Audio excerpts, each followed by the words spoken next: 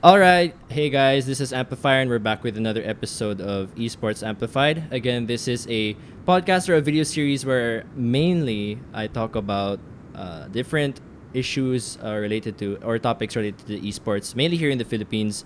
And today we're gonna be tackling a pretty interesting and unique topic. This isn't exactly about PGS anymore. For example, today we're gonna be mainly talking about.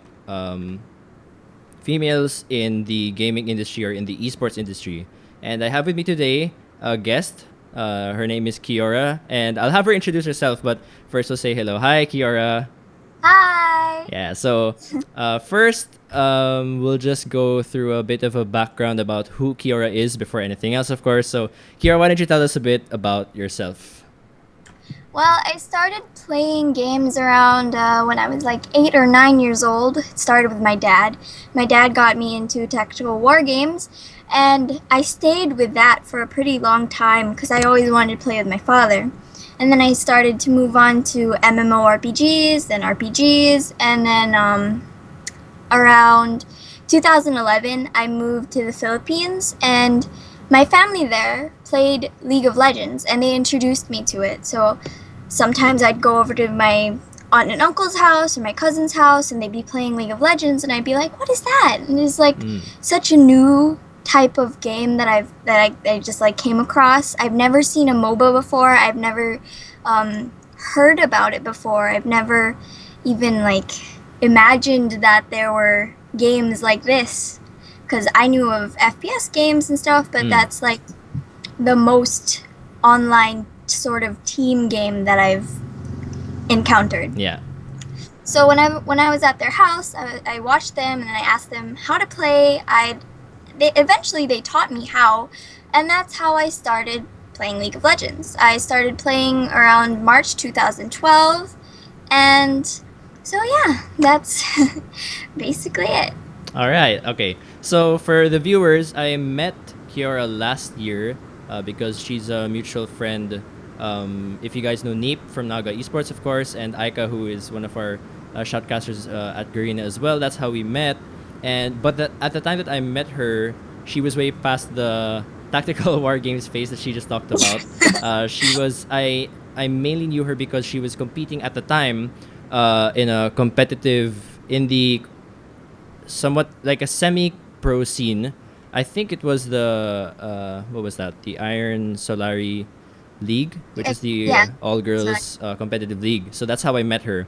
And yeah, so basically the reason she's here today is because she's one of the very, very, very few female gamers I know who got into the competitive scene. Because as it is, syempre dito sa Pilipinas, it's already quite difficult to, although it's been rising, I don't know many female gamers who play League of Legends. So to find a competitive gamer in League of Legends is even harder.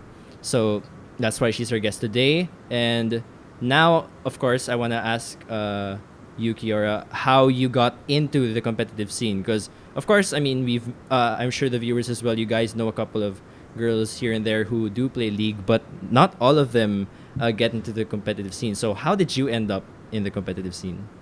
Well, I just want to ask you a question first, Yeah. because I was hanging out with Aika, I guess, like last month or a couple weeks ago, and then she introduced me to her friends that were at her studio, and she told them that I was a pro League of Legends player like before, because of like the female team thing, and I was competing, and I was like, I would not go so far and call myself pro or semi-pro or any of that. I just kind of see myself as a player.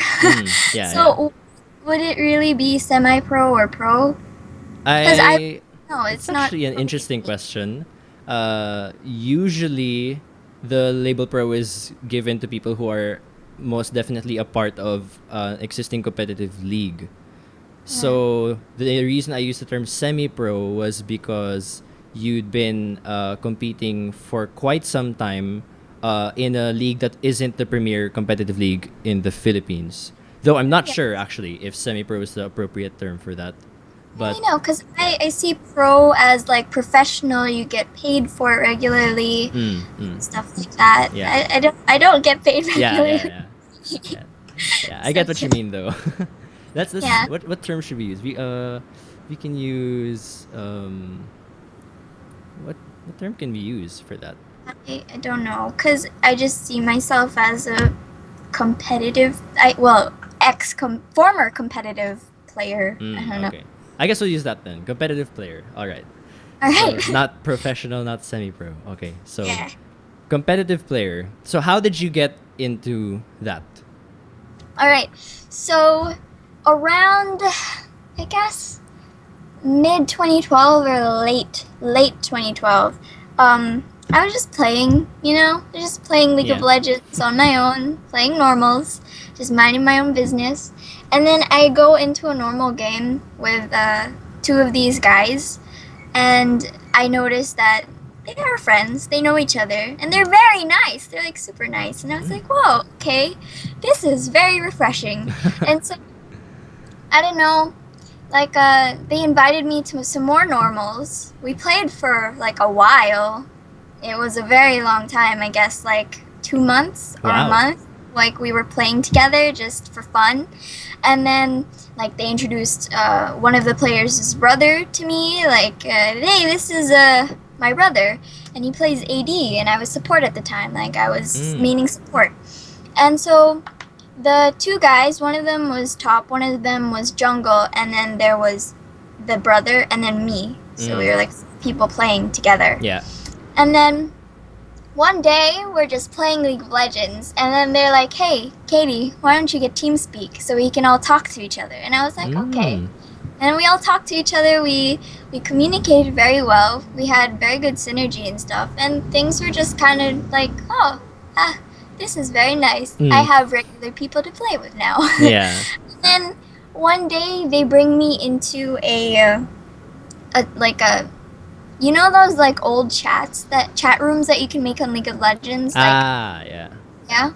They made one of those. Like me, the brother, and then the top laner and the jungle all together talking. And then the jungler, I guess he was our captain, but there was no really person that was like labeled as captain. He came out like immediately, like no sugarcoating. Like the first message was, "Hey Katie, would you like to be on a team with us?" And I was like, Yeah. okay, that sounds cool, because they were already my friends, and we were having lots of fun together, playing regularly, and they were really nice people. I really liked them. They were really friendly, and they were the first team that I ever had, and I think it was the most fun that I had, like, playing. And they asked me a few questions after I said yes, and they're like, so how long have you been playing, and what would you like to, what's your goal if you end up like going on a team with us? And like after that they're like, okay, so you're on a team now with us, you're accepted. And then we talked about our schedule and whatnot, and then we got that all organized and figured out, and we entered our first tournament together. We won the first 2 games, and then we lost the third game, and then like it was just like a one loss year out sort of. So that was my first experience. It was just like we were doing so well the 2 first games, and then the third game we got like absolutely stomped. And we're just like, we're so stunned. It was just, what? So yeah, after that we were like planning to do more with the team. We were planning to enter more tournaments and do more together. And we were like practicing a lot, like working really hard. But then our top laner needed to move to Dubai. And then our jungler had stuff like with his poetry and writing career. He's very big now, like he goes to New York and stuff abroad. We're very proud of him. And then the mid laner, we had a mid laner. He like was busy with his company business. So yeah, obviously they were all older than me. Okay. So we just kind of had to move on. Oh, okay. I see. Okay, and then so this is the mixed group then that you were talking about with me before, and this is the one that was called Group Hug. No. Oh, not This yet. was called casual tea gaming. Like Mm. casual, like a sip of tea and then gaming. And it was a play on words because casualty gaming. Yeah, yeah. Okay, and then so from here, coming from that experience, you you had to move on, but when you say move on, it wasn't from competitive gaming because It eventually was you team. entered Vixens, which is the team pretty much that I knew you from. So Yeah. from that team that you had then, when you had to quote unquote move on, how did it transition into this all girl competitive team? Oh, okay. So that is very long story. Okay. So first, the Iron Solari was actually the first Iron Solari was Yeah. actually our first goal, and Mm. it was only supposed to be a one tournament team, and that was it. Like Ah, okay. fun, just for fun. And I didn't know anybody else on the team except for one person, and I entered that team initially just because we were friends and because I wanted to cheer her up and make her happy because at the time she wasn't doing so well. Okay. Um, so yeah, I entered the team not knowing anybody, just one person, and then she introduced me to all of them. Just like, hello, we're all going to enter Diet Slurry together for fun. And I was like, okay, cool, woohoo! And then we started practicing for that, like just playing together, trying to mesh, trying to find the rhythm Yeah. with each other. And it's kind of rough at the start, but it's, like it came together eventually. And we kind of saw that the rules for the Iron Solari, like once it was released, were kind of questionable. I don't want to like stir up any issues with the organizers or anything, but really it was very blurry. Yeah. Very, it wasn't clear. And so we decided let's just, go for the second Iron Solari if ever, or let's just go for a different tournament altogether. Yeah. And then we're like, okay, sure. Like after they told me that they weren't going to enter the Iron Solari anymore, I thought that was like the end of it. So I was just like, okay, so no play. And it was just in a group chat, so I kind of just like ignored the group chat after that because I didn't, I thought it was done. I thought it was just okay, it's over. And so apparently, after what I said, it wasn't over. They wanted to continue the team. Yeah. And me, having ignored the group chat, I had no idea what was going on. Okay. Like, I was completely clueless. So, one morning, I just wake up, and then my friend chats me, and he's like, Katie, there's something you aren't telling me. And I go, Cool. what? I don't even know what I'm not telling you. Yeah.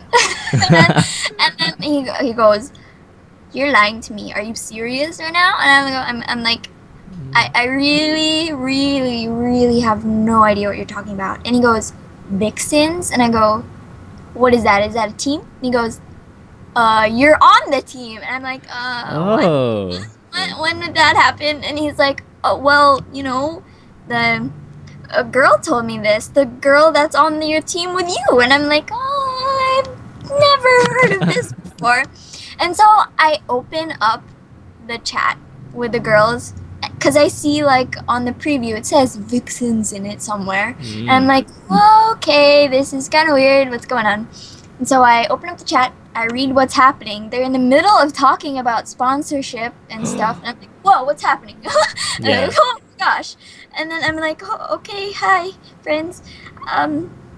What? And then they explained to me that they snagged a sponsorship from a cafe, Hashnet. and they formed a team out of it. And I'm like, what? Okay, we have a sponsor. We've never played together before. How did that happen? And then it turns out because one of the girls works at Hashnet, and then they asked the boss, like, hey, sponsorship, do you want to go? And like, I guess it worked out because he said yes. And like the boss said yes. And I was very iffy about it. Yeah. Because I was just like, I don't know any of you, and I was not informed, so. And one of my friends got added into the team, like, after that, and then she was like, what am I doing here? And I'm like, I don't really know. And so we were talking to each other, and we're like, okay. Do you want to leave? And he goes, yes, I want to leave. And we're just like both, okay, we're leaving. And then once we tell that to the team, like all the other girls are like, why do you want to leave? Like, we have a sponsor now, and that's kind of hard to come by. Like, my previous team never even, got to we only had one tournament, and we were playing for a long time with each other, and we never had the opportunity to even snag a sponsorship, nor like we were even close to getting anything close to that. We had to fund ourselves.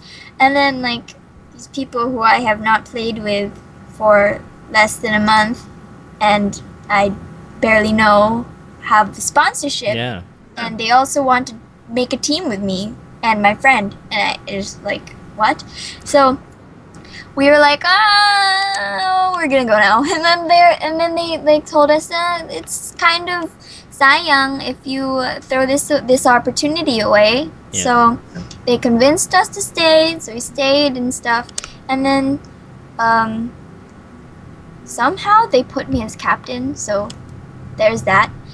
They're like, if you stay, blah, blah, blah. And then they put me as captain and stuff, and so I had to manage the team. And so yeah, that's how that happened. It was kind of a rocky start, but kind of smoothened out, I guess, as it went along. So yeah. Okay, so wow, okay, that was a lot to absorb, but what do you call this? So things you really didn't expect that this was gonna happen, but you ended up becoming the captain of an all-girl team with people you barely knew. And yes, that was the hardest part. I didn't know any of them. Yeah, and then so I guess from there, I want to ask, for example, like, okay, first of all, how long did this team last? Whew, okay.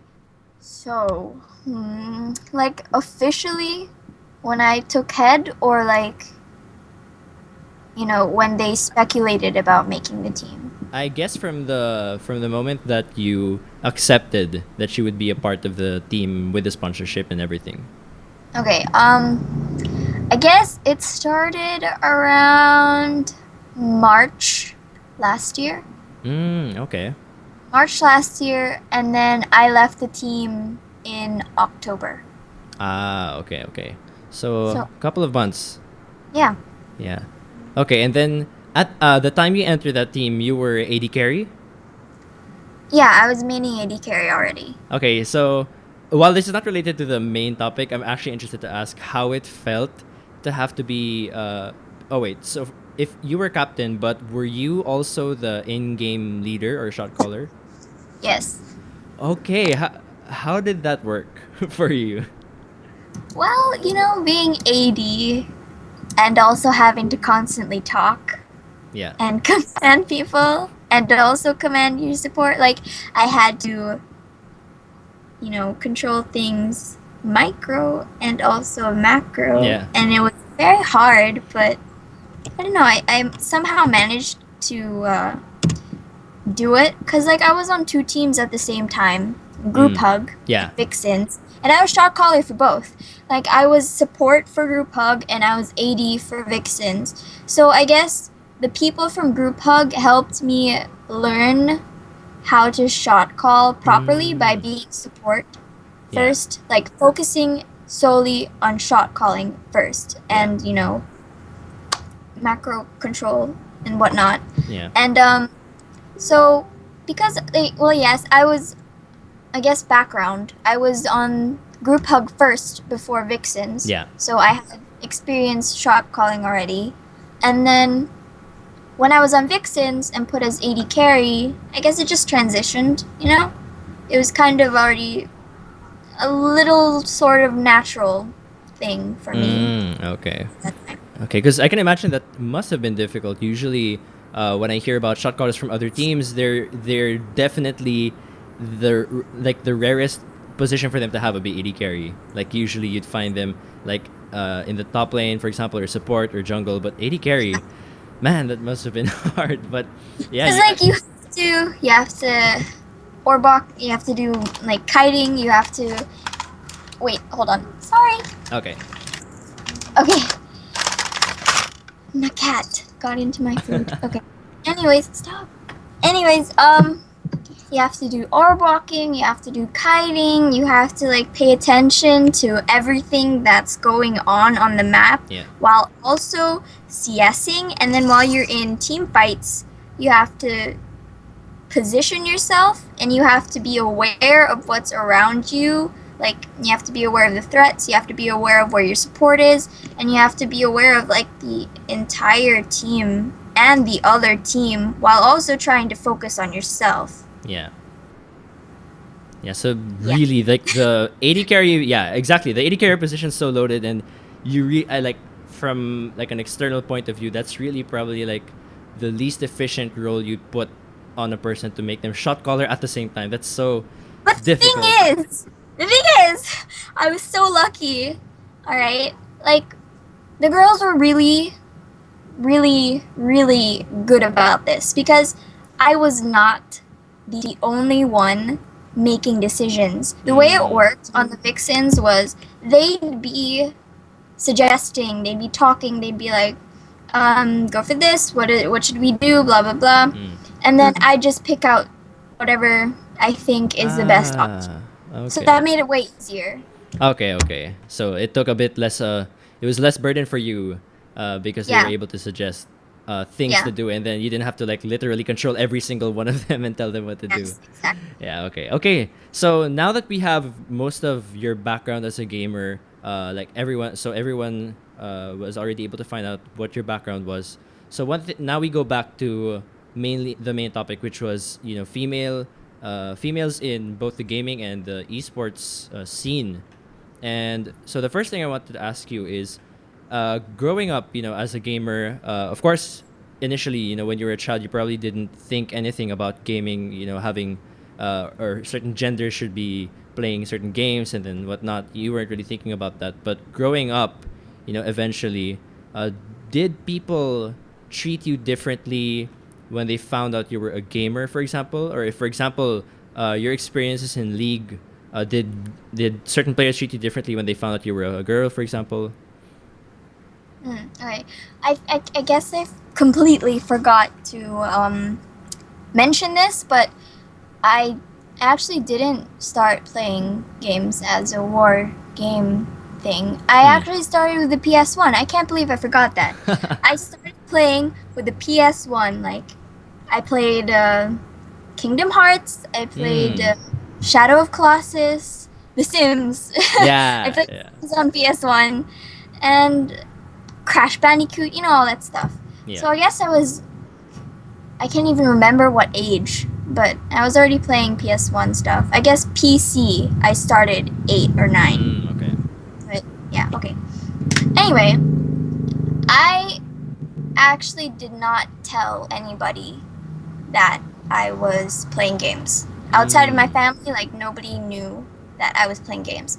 So growing up, I already was aware, like around middle school, I was already aware around that time that there was a stigma around gamers for being like uncool or nerdy and stuff. So I just kind of kept that to myself. Yeah. I know that's kind of bad, but I grew up in America, Yeah. and you're in that awkward age where you want to fit in. Yeah, and yeah. You're kind of insecure about yourself, and I was just like, man, I should just keep that to myself. Because I already saw people who were openly talking about games and stuff. And I saw that they were being treated differently, and they were boys. They were boys. They were being treated differently from people at my school that were considered normal. And I didn't really want to have that stigma attached to me. And I didn't want to be like treated differently, like for being a gamer, for playing games, and also treated differently because I am a girl in that group of people who play games. Like, all of them were guys, none of them were girls. Like, how much more attention would that bring to me? I didn't want that. I didn't want people to treat me differently. I didn't want people, I just wanted to fit in because I was in that age when I desired that sort of thing. So I never told anybody that I was a gamer. I only told one person out of like all of my friends that I played games.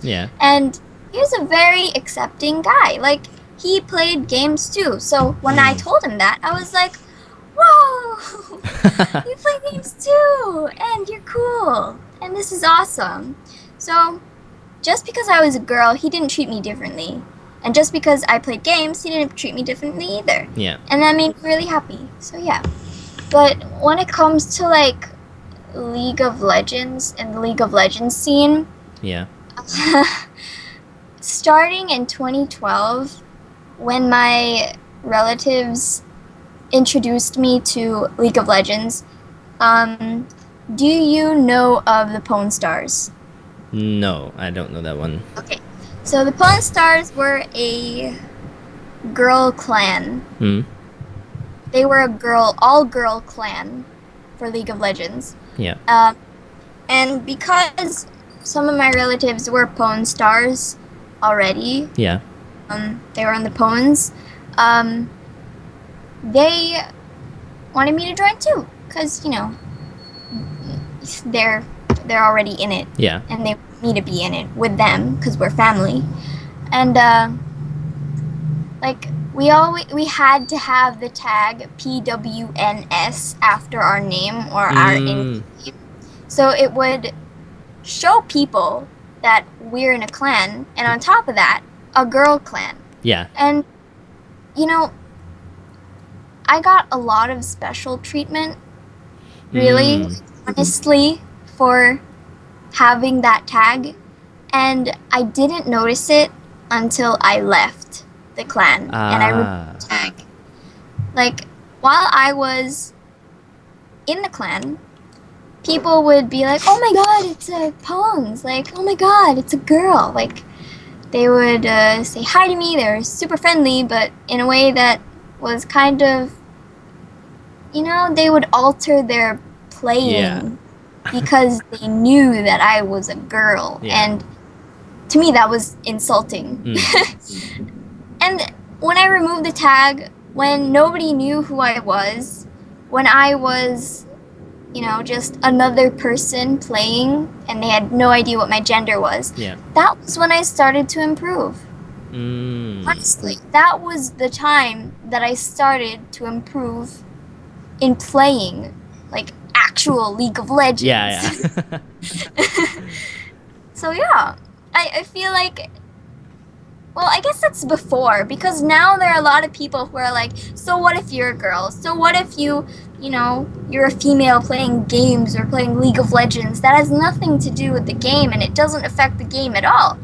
And I honestly believe that it shouldn't. Like, I understand that the term gamer girl exists because there aren't a lot, before, I guess, there weren't a lot of girls playing games, but now there really, honestly, there are a lot now.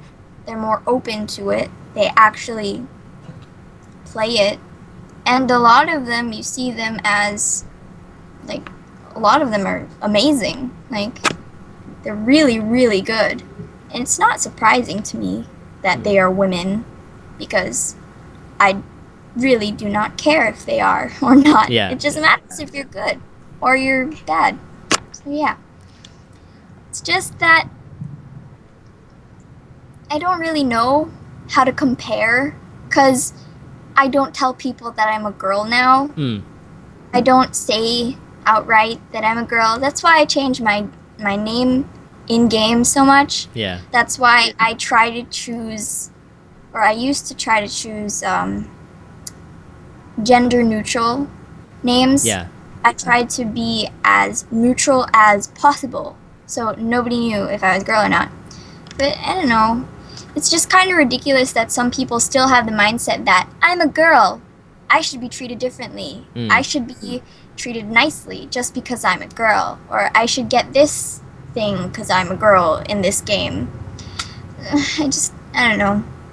Yeah, I It's get what just, you- yeah, it's kind of frustrating. Yeah, I get what you mean too, because it's kind of like a two-way thing where, since like especially here in the Philippines, because from what I know, I think it's in the U.S. that the female gamers have reached almost 50% of the entire market, and That's cool. yeah, to me that was a shock to me, obviously because being a male gamer and here in the Philippines, I don't really see that on like on a real life basis. I don't see that happening.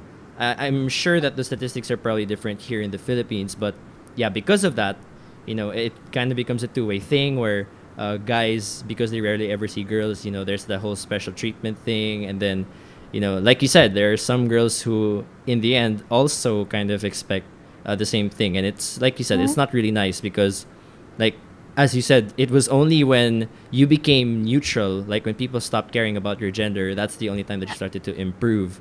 And at the same time, it's insulting that when they do find out you're a girl, then they kind of change the way they play, just And because you're a girl. they also sweet talk you sometimes when they And found yeah, out. yeah, And that's annoying. That's yeah, the most annoying. yeah.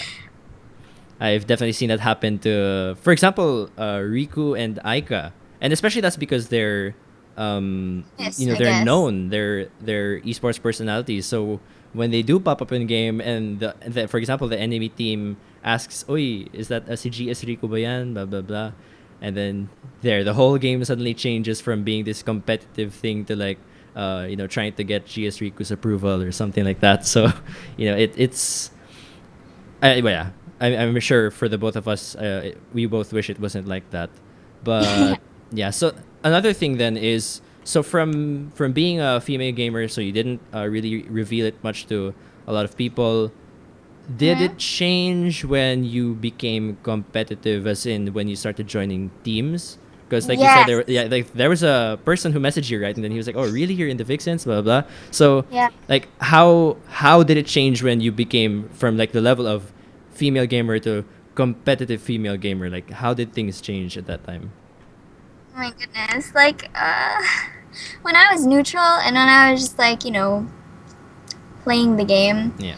there were no people like saying, like, popping up in games like, "Hey, are you the captain? Are you the Vixens? Like, Kiyora ADC?" You know? And,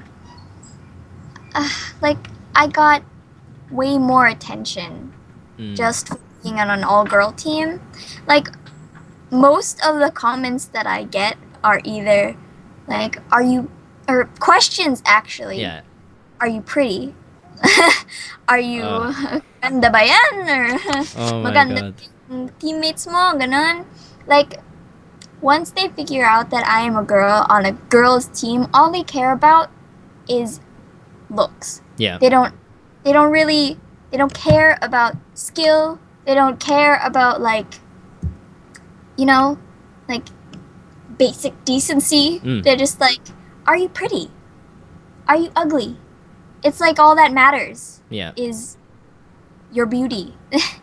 And that's pretty insulting too. Yeah. Like, jeez, I cannot count how many times I've had people ask me if my teammates were beautiful or hot or sexy, or if my team was as hot as the name denotes. And I'm just like, I didn't come up with a name.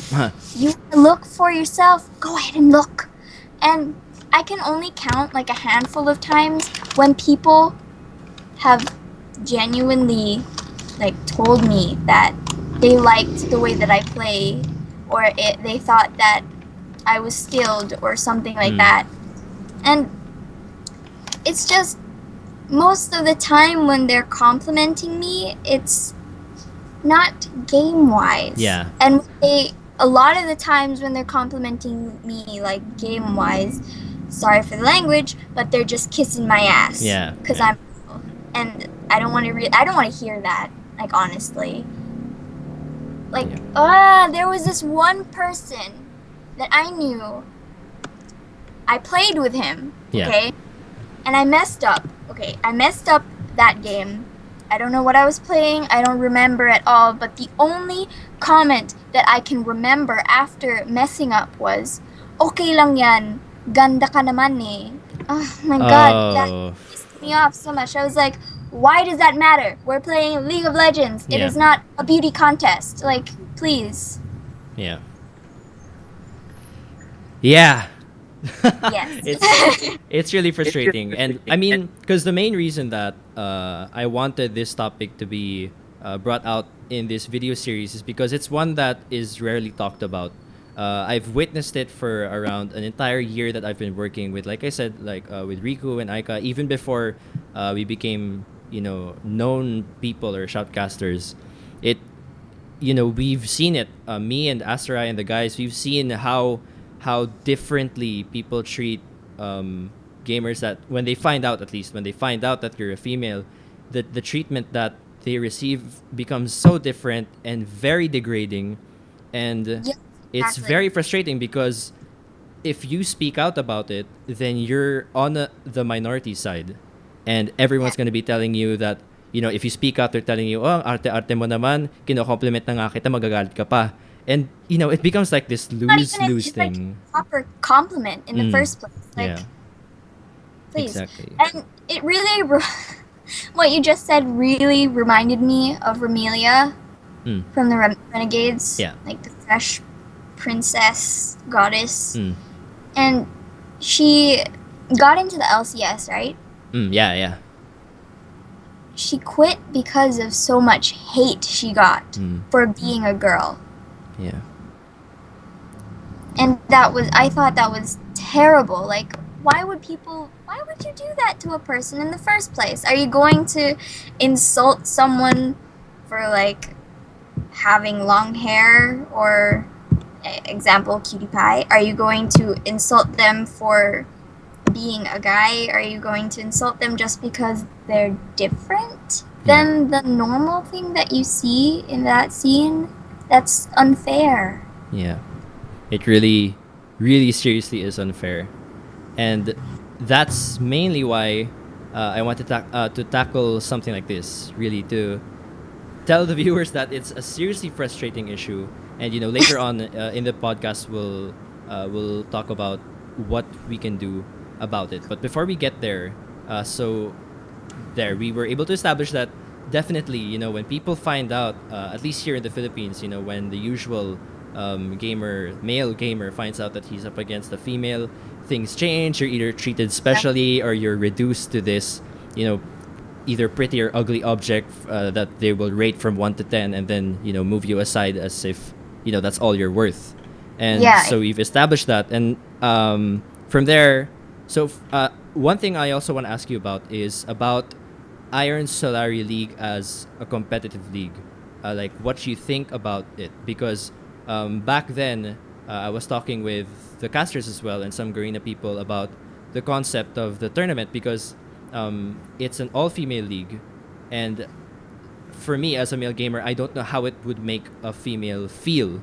So for you, do you think that this like all-female gaming leagues like Iron Solari League, should they be around? Should they be something that we have on a regular basis? Or, for example, if not, what is it that you would change, for example, about the Iron Solari League? Because right now it doesn't exist anymore due to a lot of issues back then. But yeah, for you, how did you feel about the league? Honestly, not just Iron Solari, but like all female gaming leagues in general, I have very mixed feelings about it, because I guess it's like a safe haven for new female players. Yeah. And, like, I guess it's a sort of learning environment for them to see how the competitive scene works. Just like I guess like Potu or Iron Slurry. Yeah. Because Iron Slurry really was our first all-girl league, and I'd say it wasn't really different from a tournament that doesn't have gender restrictions. Yeah. Except for the fact that, honestly, you don't learn a lot game-wise or mechanically. Because, to be honest, like really honest, girl teams are not as progressive as guy teams or mixed teams because you don't really usually see girls follow the pro scene like LCS, LCK, stuff like that regularly. You don't see them absorbing information from those pro leagues regularly. You don't see them watching streams. You don't see them watching like pro players. You don't see them absorbing information from the pro players that are available like literally at their fingertips, like on the internet. You don't see them researching about the game. You don't see them like at least I don't see them a lot. I don't really come across a person who is that serious about playing League of Legends that is a female that researches League of Legends, that keeps up with professional leagues, that absorbs the information from pro players and applies it to their game. Yeah. Like, that's the real difference that I have seen between girls and guy teams. Like, I see that guy teams, they actually do those things because I don't really want to say that girl teams are not serious because I know they are. They want to win. It's just that sometimes they don't really put the complete work into it. They do put work into it, but they don't reach out into the greater like part of League of Legends that they could be utilizing for themselves. And I just feel like if people who are put against each other, who are not like up with the pro scene meta, who are not up with the I forgot the term. Can't remember. Yeah. But like people keeping up with things that are new and are applicable and are there are like the advanced mechanics. Okay. They're not exposed to that, and if they're only kept in the atmosphere or in the like area that they're only familiar with, they won't learn. That's my issue. Like, I guess all female gaming leagues, like, it's okay if you're just introducing a team into a competitive league, but if you really, really want to progress, you have to put yourself against people who are better than you. You have to put yourself against people, and you have to prepare yourself with pro scene knowledge. You have to prepare yourself with like reviewing things. You have to review your game. You have to review like pro games. You have to look at all the information that is available to you and use it.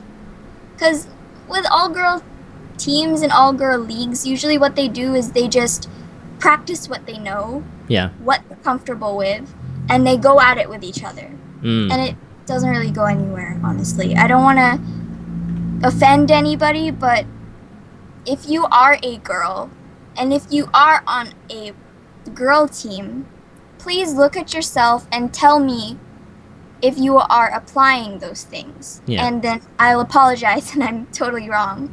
But like, I know there are some girls who have tried to apply the pro scene knowledge and stuff.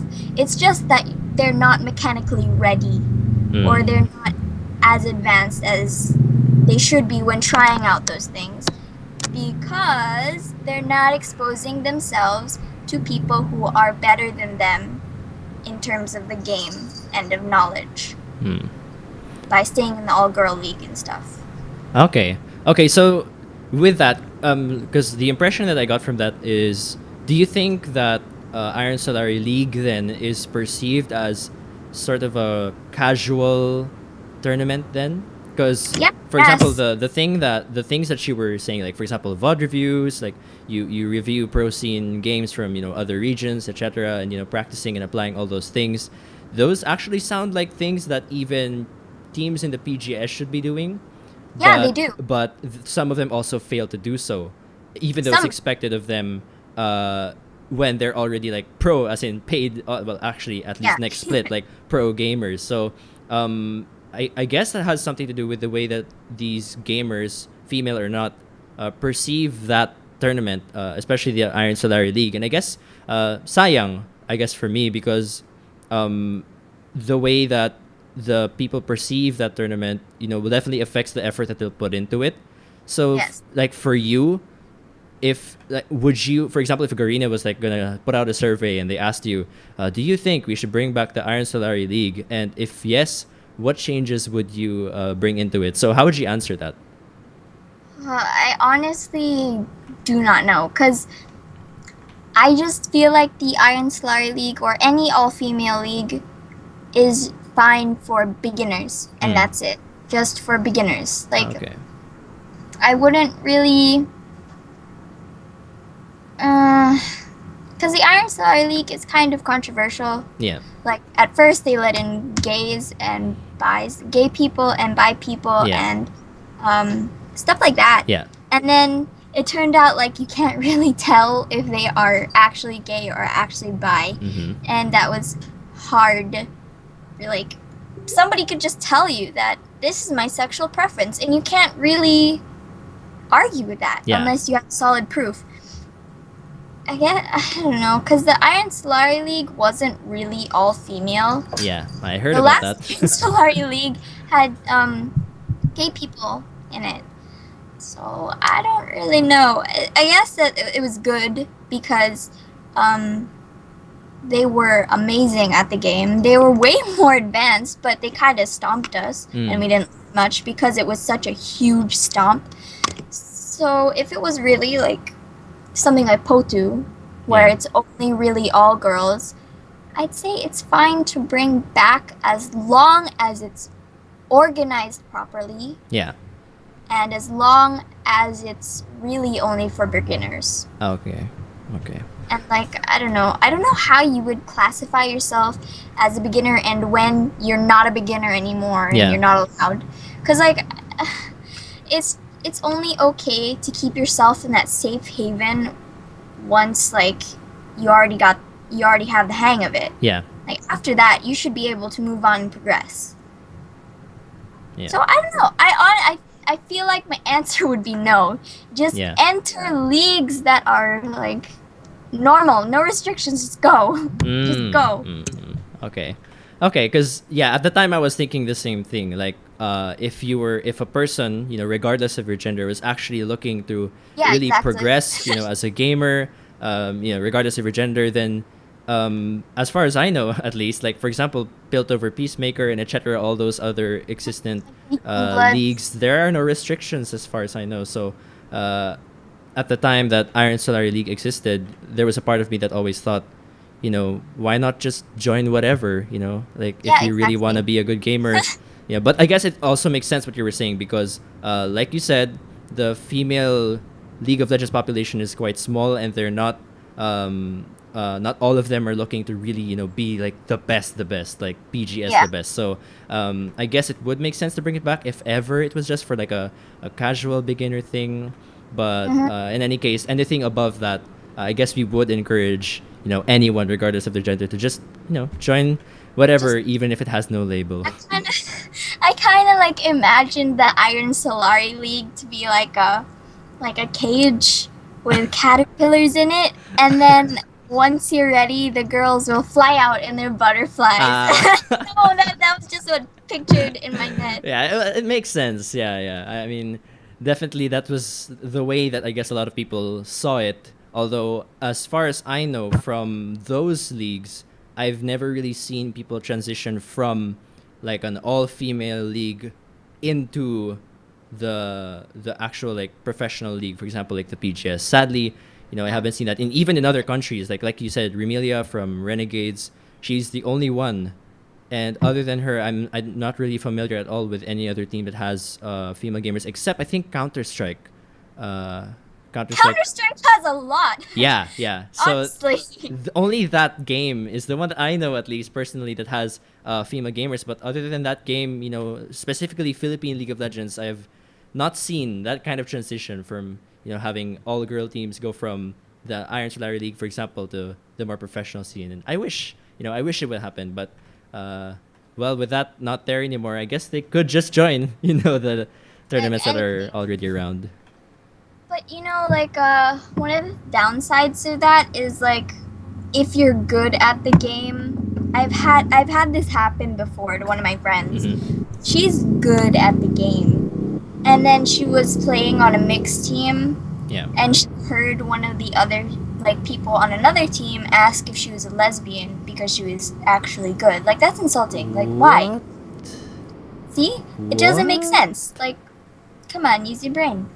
It's just, I don't know. It's a lot of ignorance. Yeah, yeah. lots of ignorance. Yeah, I guess that's partly. I might as well transition this actually then into one of the questions I was gonna ask, which is why you don't think there are a lot of female gamers who are going into the competitive scene, and like you said, there are people who, I don't know, there for some reason there are still male gamers who get so perplexed at the idea that wow, this person's so good and she's a female, how is that possible, blah blah blah. So I have no idea. I think it's just with the upbringing and culture of the Philippines. yeah, I guess that's partly it. So like for you, what is it then really, like because we both know that there are a lot of hindrances to female gamers to get into the competitive scene, but for you, what is it like, what is the biggest wall for a female gamer who wants to enter the competitive scene? Well, I guess like when I first entered the competitive scene, I was kind of scared because I was a girl, and I knew that if I entered a mixed team, there would probably be a lot of guys, and there were a lot of guys at the tournament that we entered, and it was kind of intimidating because I didn't see a lot of girls there. I feel like it's because it's not a really welcoming atmosphere. Yeah. Because a lot of the time, women are like pitted against each other, and it just creates a really toxic atmosphere that doesn't feel safe. And when there are a lot of guys surrounding like a certain area, and when you're like the only girl, it kind of feels unsafe. Like I don't want to like sound kind of paranoid or anything, but it just, because you're afraid of the way that people are gonna look at you. Like, is it weird, or are they looking at me funny, or are they going to judge me? Stuff like that. Like, even though I'm not in middle school, like that happens. And like I guess like the reason why girls are not really into the competitive league thing is because it is intimidating, and a lot of the time they're just objectified, and it doesn't feel good, and you don't really want to expose yourself to a place that makes you feel just like an object, because it's like it doesn't feel great. It doesn't even feel safe. Like, what could happen to you? Okay, like, so weird. And then there are not a lot of girls surrounding you, and there are not a lot of people that represent you. And if there are girls like that represent you, quote unquote, like in the game, I guess. I mean, not in the game, but like playing the game. A lot of the time they're objectified. Like they have like the sex appeal, or they're shown as super beautiful, and then you focus on like their body parts rather than their actual skill and game. Yeah. So I guess that's what kind of scares off some girls. Yeah.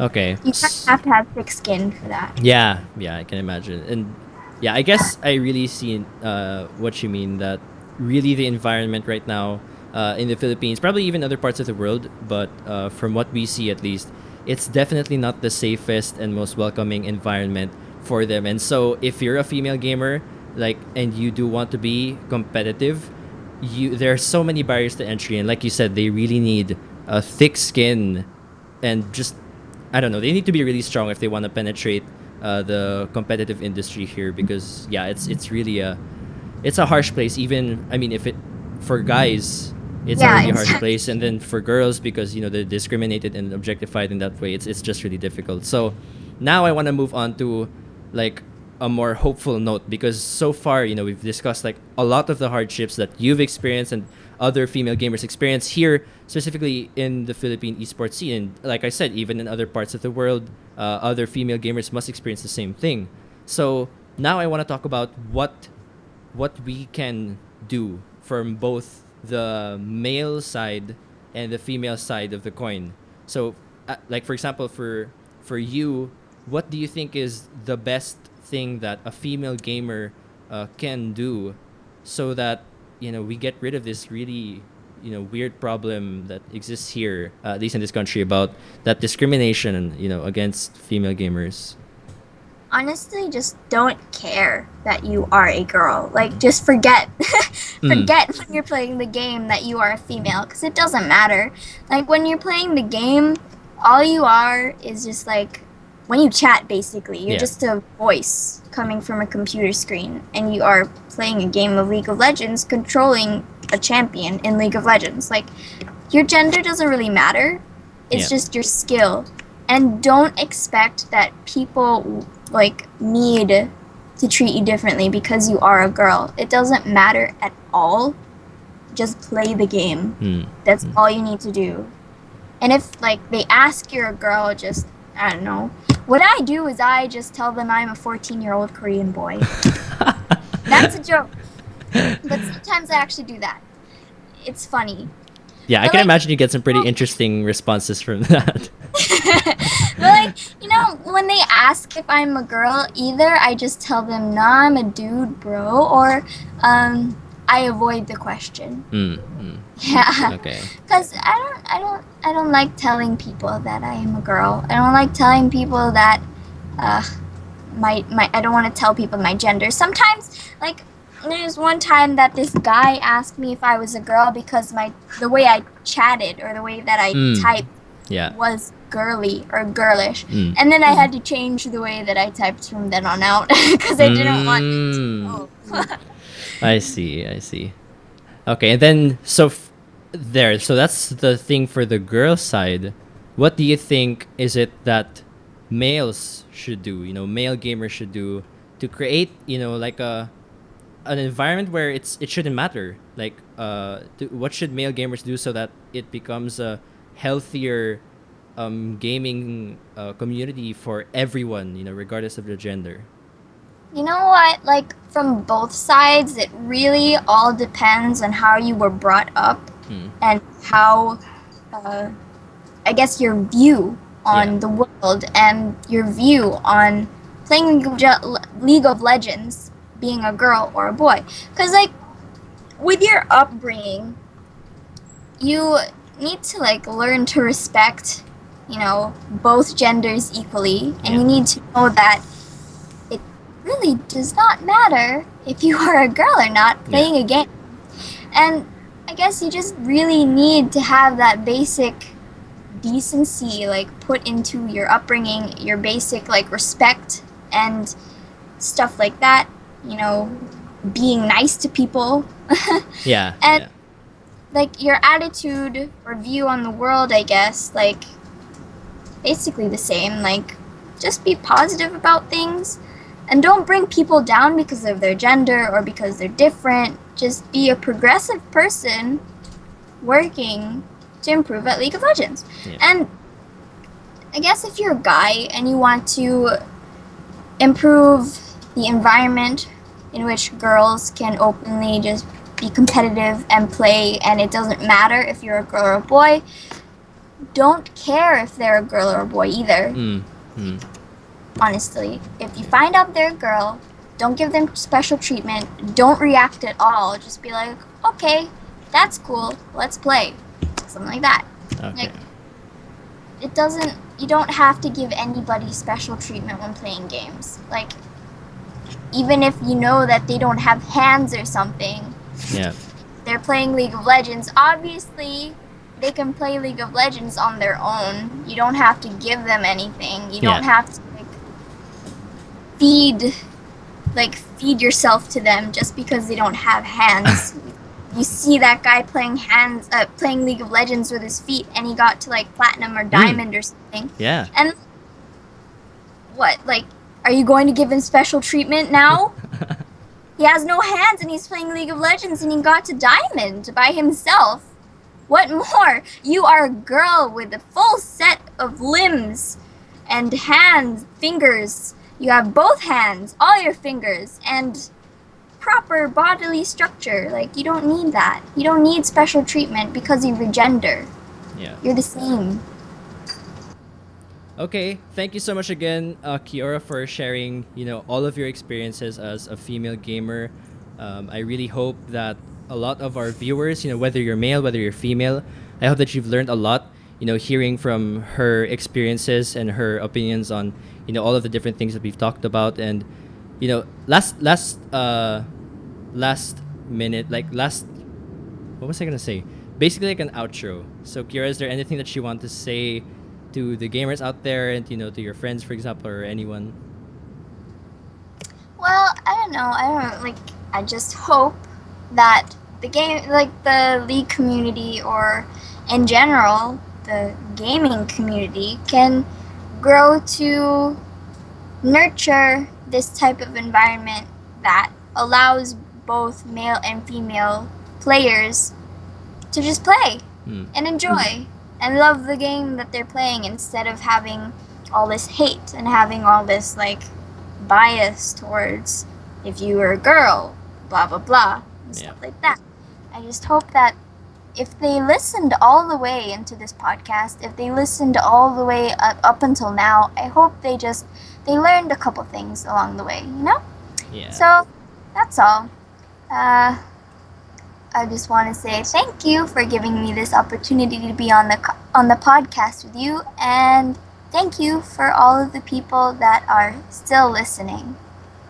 Okay, yeah. Thank you so much again, also, Kiyora, for sharing your experiences. It's really great to be able to hear all of these experiences again, from being a male gamer, again, to all the male gamers out there. I'm sure that there are very few of us who choose to listen, to the other side, the side of the female gamers, who every day, although you might not know, you're actually insulting them and degrading them in ways that you're unaware. So I hope now that if you've, like Kiyora said, if you've stuck all the way through this episode, I hope that in some way you've learned how you can contribute to creating a much healthier community, not just the Philippine gaming community, but the entire Philippine community in general. The way we treat female and any people of any gender. I hope that you contribute in your own way to making sure the community is a much healthier place. And thank you so much again, everyone, for watching, and thank you again, Kiyora. I hope that you guys continue to watch more episodes. If you guys missed out on the other stuff, make sure to check out my YouTube channel, for example, or Facebook or Twitter. I'll leave it in the description below. Thank you so much again to everyone for watching, and yeah, we'll see you guys next time.